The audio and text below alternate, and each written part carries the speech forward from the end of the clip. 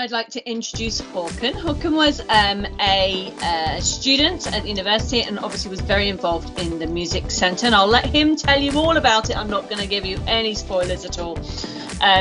And so he's going to talk for a little bit about what he did at uni and what he's doing now. And then we'll open the floor to questions. You're very welcome to use the raise hand thing on Teams to ask questions and ask them on audio or on video. Or if you'd like to, you can pop them in the chat if you would prefer. And we'll be watching out for all of those as well. And we'll be done when we're done. As soon as all the questions are there, that will be the end of it. So thank you very much. And I hand over to Hakon. Fantastic. It's a lovely crowd already, I think. So, yes, my name is Hakon, Norwegian name. Obviously, Maria, you're the only one here who doesn't know me, but I was a Norwegian exchange student in Winchester for a 3-year bachelor degree in media and communication. And I just happened to, well, I knew a couple of people, Norwegians also, the year above me, who had been involved in the music center, Ida and Mats, who told me about this thing and say, oh, you should join, because we had been playing together back in Norway years ago. So I said, yeah, sure. I joined up. First instinct was to join the concert band, which is where my background has mostly been, playing in concert band in Norway. I play the euphonium, if you guys know. So I joined concert band. I thought it was a lot of fun, just as a sort of place to play, because you're sitting studying all day. I was chatting to Vic about this, like you get some creative outlet because you're just reading a bunch of like very dry texts that people have written for you and telling you what to think, at least on a bachelor in your first year. And then you can come to the music center, you can just play, have a little bit of fun with the music. Which also coming from a background where I studied music for a few years in Norway in a much more serious manner, where you do this, do this, do this. Then coming to Winchester, that's a good thing about the music center is you're allowed to play around with it a bit more. So after a few times, I got chatting to some people and got involved in the jazz ensemble as well, my first year, which was quite fun. I didn't have that much experience playing jazz music, but made the best of it that I could. And then in my second year, I got to join the leadership team at the concert band. And then also together with Amy here and Brad, who's still a very good friend of mine, who I meet regularly. We started the brass ensemble. So just the brass players, because we had this really, really fun bunch of brass players who wanted to do some stuff together. Got the help we needed from Vicky and Neil, who was working there then as well. And then third year, we kept on running this brass ensemble thing, and I was supposed to get to conduct and take full leadership of concert band until I don't know if you guys remember this at all, but there was some Chinese guy who ate a bat or something, and then everyone got very sick. So my third year, I didn't really.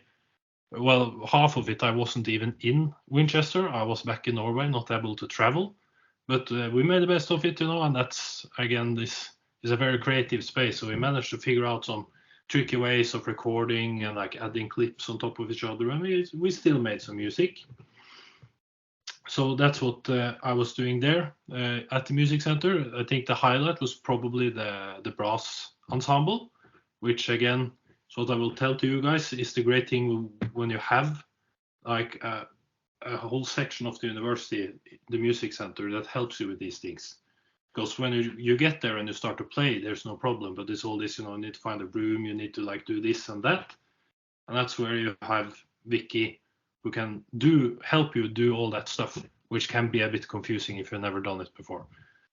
So that was very helpful for us. We had a very, very fond memories of a rendition of Jupiter, the suite by Gustav Holst, which just crashing up in the chapel there was great fun. And then I'll just keep chatting for a bit. After I left Winchester, I came back to Norway. I just worked for a year. I worked as a butcher, which it was interesting, but you start to miss the music. So I just got involved just at amateur level, just people doing it for fun, concerts band, the brass ensemble, these things in Oslo, where I now live. And I got in touch with some old mates, some people I've been playing with earlier. And what happened was eventually, some of these people got a pay job here and a pay job there, and I'd just been playing around with them, in this sort of COVID years and the year since I left England, and they were like, they'll call you up and they'll say, well, we need someone to play this and that or this or that at this thing on Thursday. Our usual player got sick. Can you step in?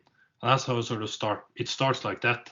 Then you step in and they're like, okay, he's fun. Well, I hope they at least think I'm fun to work with. So, they'll call you up again and again. And then the last really big gig that I got hold of was this August. I got called by an old friend who's an actor. He also actually went to Winchester, another Norwegian in Winchester who went to the drama section. And he's doing he's a director for this theater production in a local theater. We call it a review in Norwegian. It's like a fun, humorous theater kind of thing. And they have this band or orchestra who plays all the music, and the guy who usually leads it was sick. So he said, well, didn't you lead some music stuff when we were back in Winchester and you've done these things? And I said, yeah. Can you do it? Yeah, no worries. And so that's what's happening actually this coming weekend. We're starting the final push. They're young people. They are 18, 19 years old, these people. So we're teaching them to sing, to stay on stage. Now we're playing the music.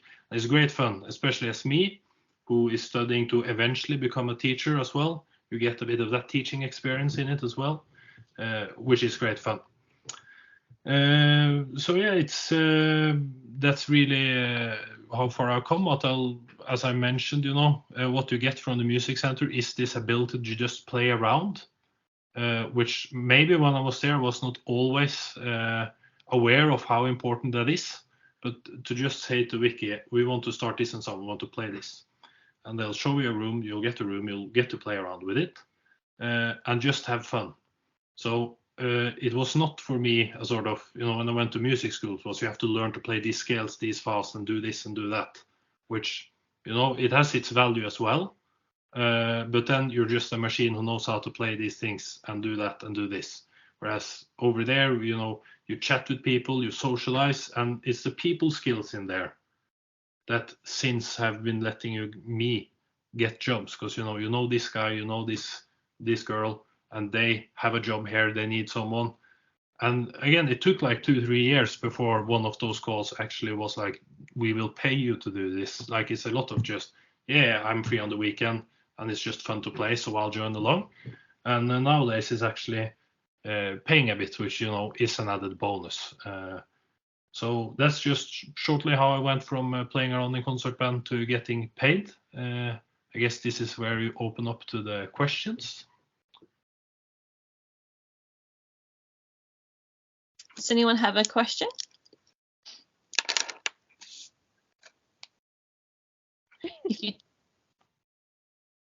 No, I don't know. No. She's going to tell us she also fondly remembers his Jupiter performance. Yeah. We did attempt Thomas the Tank Engine, but then COVID ruined that. Yeah, stupid COVID. Yeah. I mean, COVID ruining Thomas the Tank Engine is pretty much the number one thing that's the worst for COVID to have ruined, really, isn't it? Exactly. Yeah. I'll also tell you this, Amy will know this, but I'll fill Maria in, because we started the brass ensemble with, it was Amy and me and then another Norwegian, Hege, and Brad, who plays the trumpet. And me and Brad, we actually lived together because we got to know each other in the second year through the brass ensemble. So we started living together third year, and this summer, this is just very personal life for me, but I'm actually getting married. And the one person who's coming all the way from England is Brad. Yeah. So there you go. You can make very good friends at the music center. Absolutely. Okay, I have a question. So what one moment or event do you remember most about your time at uni? At uni altogether? It's a very good one. I want to, part of me really want to say this when we try to do Holst Jupiter, because it was actually great fun, Yeah. We had a lot of fun. We played around with it quite a lot, and it was probably the most challenging thing we did musically wise. in those 3 years, which for me was sort of, that's when I really felt like, oh, you can just have fun. You don't have to like worry about this and that, which I've sort of been programmed.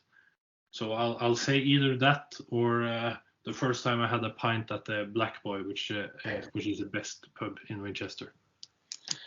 It's a pretty good pub, actually. Oh, I do. I love it. I've not been for ages, actually. That's bad. That is bad. I'll have to go. So what skills that you gained at uni, you sort of touched on this a little bit, what skills did you gain at uni, particularly with like the music leading and stuff, that you really treasure now and that you're starting to use as you build up your career? Yeah, I cannot be clear enough about this to you guys who are doing it now. It's really the playing around and the with other people bit that's by far the most valuable.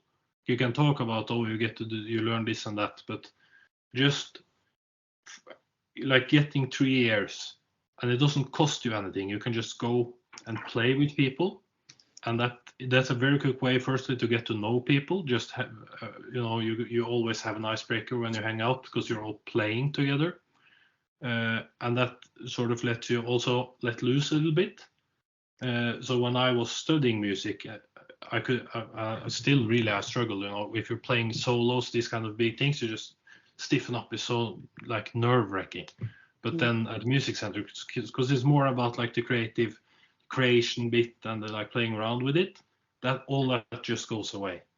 And then when you then are, like now where I'm actually getting paid and I have to, you have to, I couldn't perform the Jupiter thing we did and expect people to want to pay money for it, sort of. But when you're in that situation and you've just been playing around, your shoulders are this much lower. So it's really just having fun with it rather than being too super serious about it, and also just making sure you actually get to know the people you work with. So I was mentioning I did this, I worked as a butcher, which was great fun, but I don't know those people that I worked with there as well as I know people I've been playing with musically, because it's just a whole different level of socializing in a way. So getting to know people and playing around, absolutely game changers. Great. Any questions from Maria, Amy at all before I go back to my backup questions? The Jupiter thing, people still come to uni now and are like, I heard about Jupiter going wrong, and they still bring it up now. So it's made a lasting impression. Oh, that's actually beautiful. Yeah. So it wasn't all bad. Oh, and it was fun. Like that's the most important thing. I know most of it went very, very well as well. Yeah. You have to remember. Oh no, I do. But we remember the parts that went worse, probably. I should say. But just imagine how much better it would be if you also got to do Thomas the Tank Engine. I know. There is one universe where that happened. I would wish to be there. Well, do you still have Thomas the Tank Engine? No, I don't actually. And I tried to, because I was looking through like old Sibelius files. Sibelius is like the program I used to notate for this theater thing I'm doing now, where I'm like writing a few of the arrangement as well. I'm just looking at old stuff, and then I couldn't find any Thomas the Tank Engine stuff. So I've popped Brad an email hoping that he has it. Otherwise, it's lost to time. Well, I have. If you can still somehow get into your uni email, you may be able to see the email that sent all the parts to people, because I've got all the horn parts.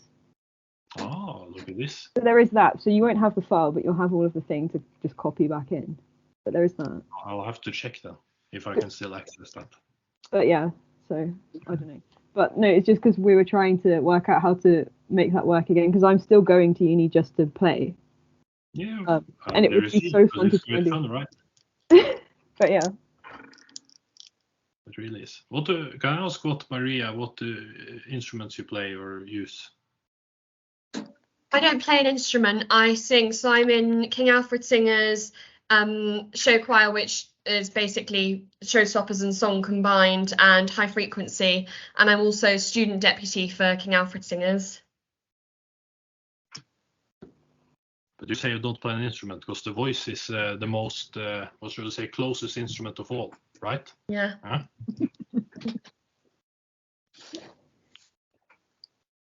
Tell us more about the show that you're doing, because I'm interested. Yeah. So the show is, I think Amy probably has heard of, we've told her about this thing called the Russ in Norway, which if I should just sum it up shortly, when you're 18, 19, that's your final year of like college in Norway. And then for like the last semester, you dress up in red. So you get like these red jumpsuits with a cap and everything. And with your name on usually, and you're in like a crew with other people with their names on it, and it's a big tradition. And you'll usually rent a little van where you just drive around, and obviously there's usually a lot of drinking involved, and not just soda but other drinks as well. And then usually they'll also put up this review or this like humorous theater production sometime around like February, March, where I've been hired now. They're doing it now in January, and it's quite a lot of fun because most of these, I call them kids. They're 18 years old, but they've never been on the stage before. So part, like as I say, this, like if this is the whole job, like this part of it is actually playing. And then the rest is I've had to for the past months teach them just how do you sing, how do you like use your voice, how do you create sound with your mouth, and all these kind of things. So that's mostly been my job up until this point, just getting them to the point where they're comfortable singing on stage. And it's a really great experience because you see like they go from, they don't even want to sing in front of just you. And then now they're singing in front of like I think it seats like 300 people or something. So great fun. And as I'm talking about just getting to know people, like I think there's about 40 people involved in making this thing on stage and backstage. And all those 40 people, one day maybe they'll call and say, oh, we need someone to play this, do that. Or maybe I have to call someone at some point and say, oh, I need someone for this and that. So that's a big part of it, because now we're entering this where from this Friday until next Friday, it's a week of rehearsals. And then like Friday, Saturday, Sunday is shows. And that like you're just sticking it together for 8 hours a day. That's when you really get to know these guys and, figure out who are you vibing good with, who can you get to know. And like anything you do like that when you're a concert, when you're like, really knees in, digging through all the material, trying to create something together, you really get to know them. You also you always make a note like, oh, because I've already seen like 3 people, these guys are actually great, they could do this more. So it's a great chance to meet people, great chance for me to practice teaching, which I'm headed into myself. And it's really funny. It's quite rude at some point. Is that the word you would use in English? Like a bit distasteful, maybe? The humor that 18-year-old kids who drink a lot of beer come up with. But that's also part of the charm. So, Absolutely. Right. One final question. What advice would you give for someone who's sort of starting out, possibly in a very similar kind of way that you've done? Really just keep in touch with people, make sure people know you're available, and make sure that you are someone they want to work with. Mm-hmm. So I know a few people I've studied the music with, and they're brilliant craftsmen. Like they can play anything you put in front of them, and they don't get any jobs because no one wants to work with them. Okay, I'm not saying they're like nasty or they're not bad people. It's just they're not easy to work with oftentimes, those people. So just try to be outgoing. I'm not saying like you have to be an extroverted person. I'm not myself. But just like dare to, ask to, grab a beer or something of your liking after a rehearsal, chat, get to know people, add them on your contact lists or whatever, so that in the future, you'll think of each other if something pops up. And for you guys, of course, you're in the UK now, so it's even more important because everyone you get to know at the music centers of them will probably stay in the UK, and that's like it sounds harsh saying it's valuable for your career or something, but it really is in a way. But obviously you have to like them as people. Don't try to be friends with someone just because they can give you a job, because then the job will always be horrible. But yeah, just use your contacts for everything. Fab, thank you, brilliant. Final opportunity to ask any questions you might have.